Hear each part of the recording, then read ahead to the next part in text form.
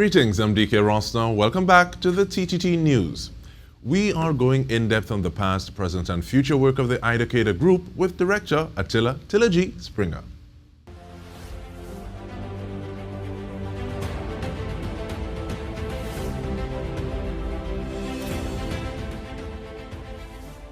Welcome, Ms. Springer. How are you doing? Hi, I'm good. I'm good. It's Carnival week, so I'm a bit sleep deprived, but I got a little extra juice from Desperados last night, going to listen to them rehearse and, being in a panyard for the first time in 2 years was really a magical and wonderful experience for me. So I have some juice to go this week. Well, I was almost going to call it a sacred experience, but with that, though, I'm keeping it absolutely was.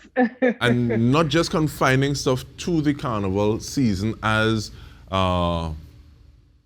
we get those parameters. Give me a little information or overview of the Idakeda Group. Thank you.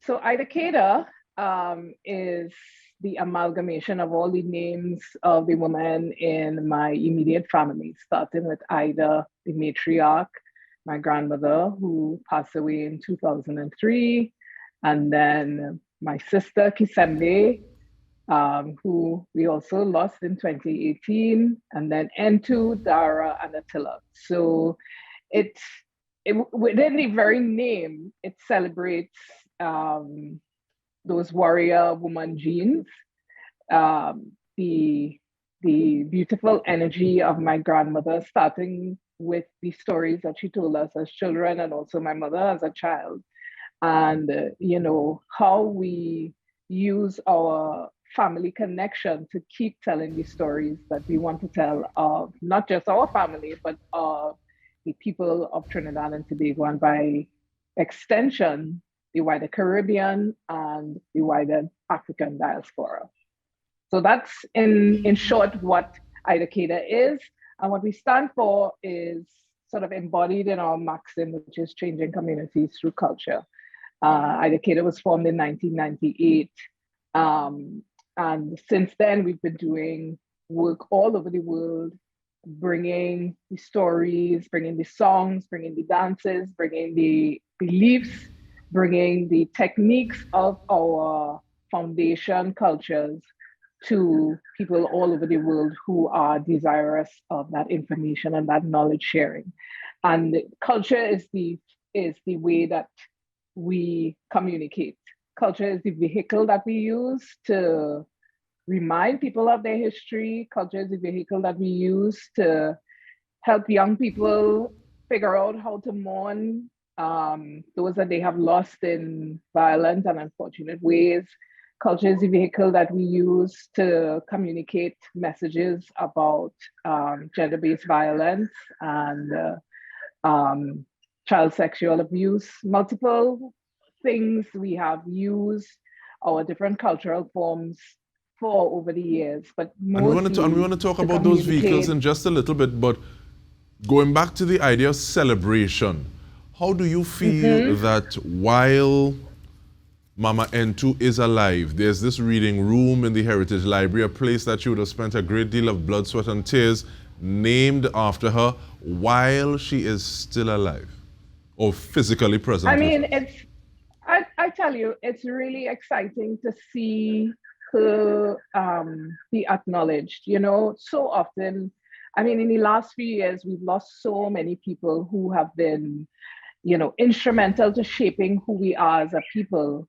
And, there is nothing in their names anywhere. And, for Miss Entu to get one reading room in the library that she helped build in some ways brick by brick, particularly the National Heritage Library. I mean, I remember as a child, being with her after school on an afternoon, doing my homework while she was in these planning meetings with people like Pamela Benston and Lynette Commission, dreaming up this national library. And I mean, to see that there's one corner of it that is dedicated to her is really wonderful. And I'm really glad that she is here to see it.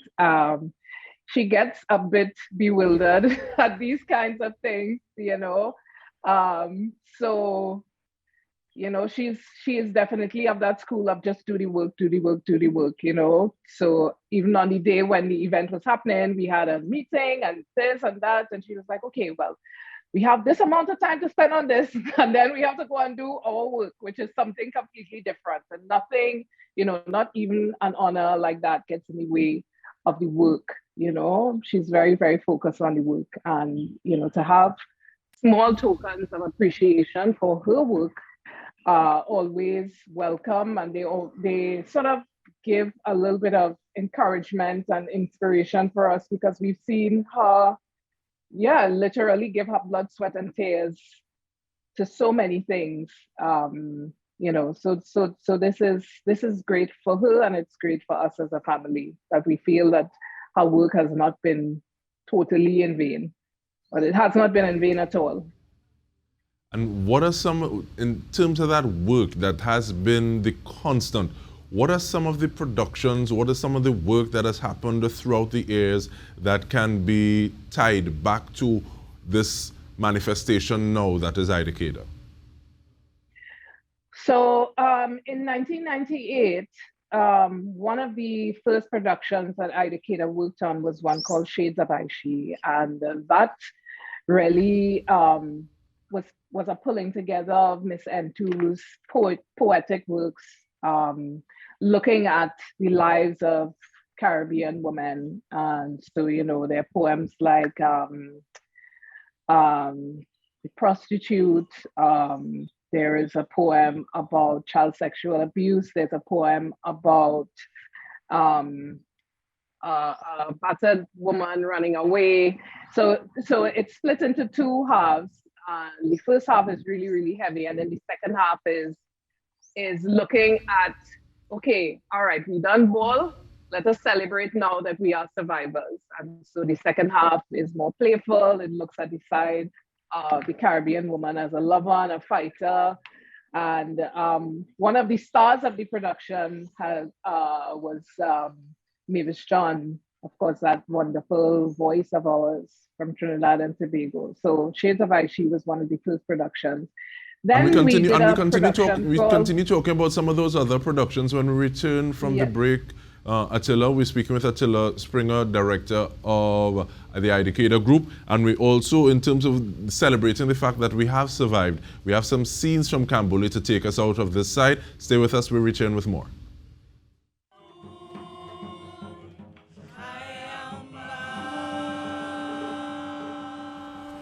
Bigger than any man or woman. People, hold up your torch of freedom!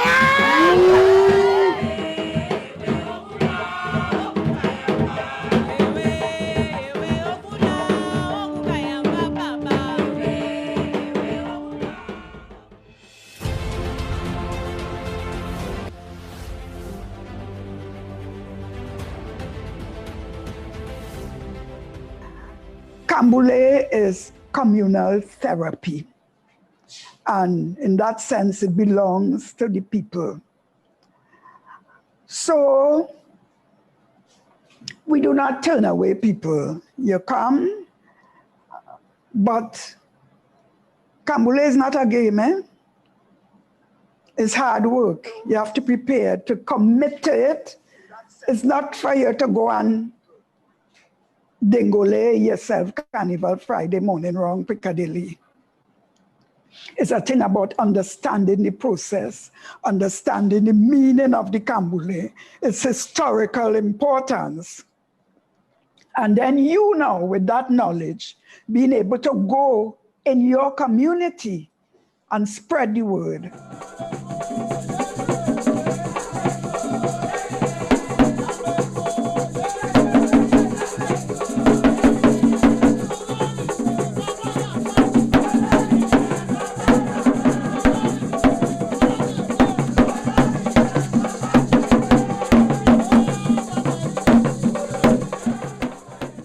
We are seeing scenes from Kambule's past as we speak with Director of the Idakeda Group, Attillah Springer. And Attila, just before we took the break, you were speaking of some of the other productions that Idakeda has been involved in.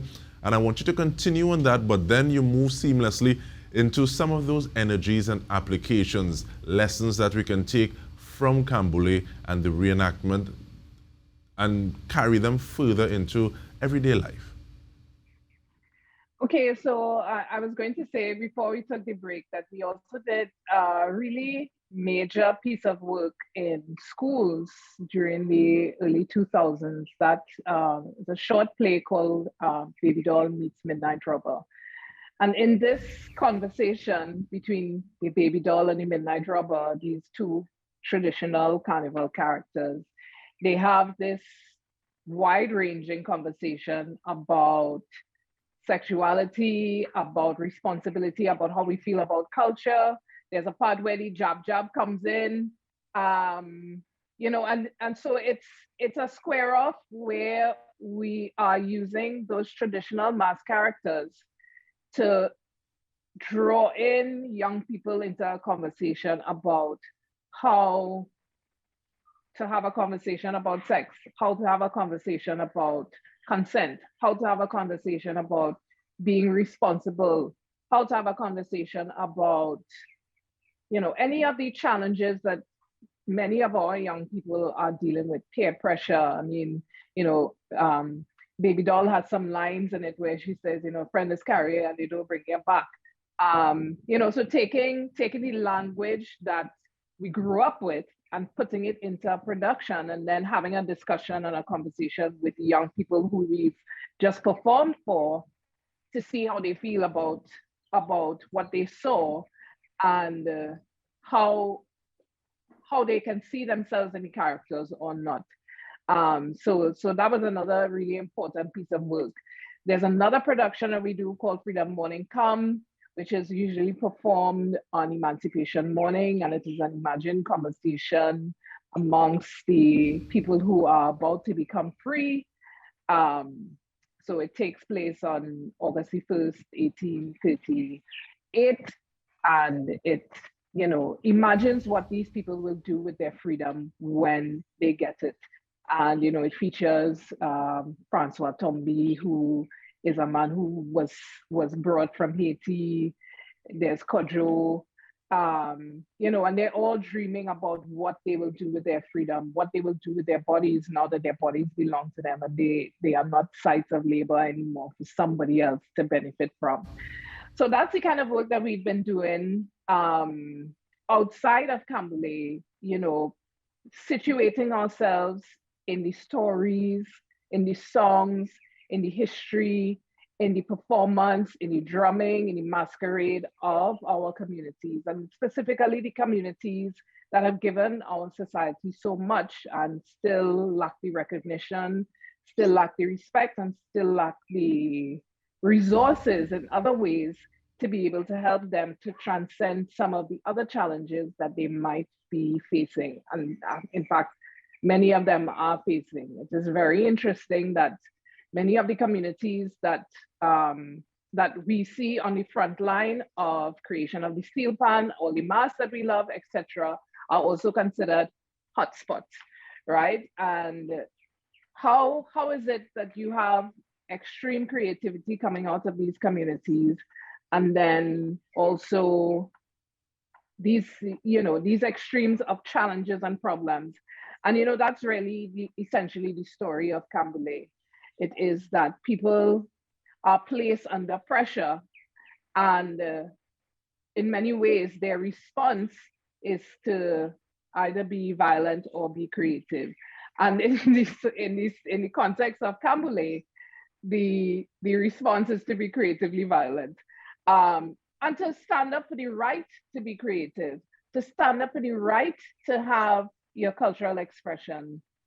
We see this story repeated so many times all over the world. You know, we have a Japanese sound designer, and he says that he can see the similarities between what takes place, the story that takes place in Kambule, and stories that he knows from Japan amongst people who are preserving forms of culture that are dying or that are under threat from, you know, main main hegemonic oppression. Right? And looking at that thing from that example from Mr. Watanabe, and the question of what are we going to do, and what are we going to do with our bodies once our bodies are our own again? It begs the importance of creating and curating content about ourselves versus hearing we do so or them do that, you know.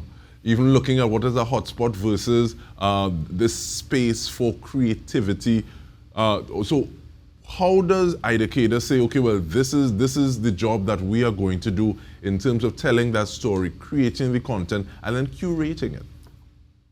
Yeah.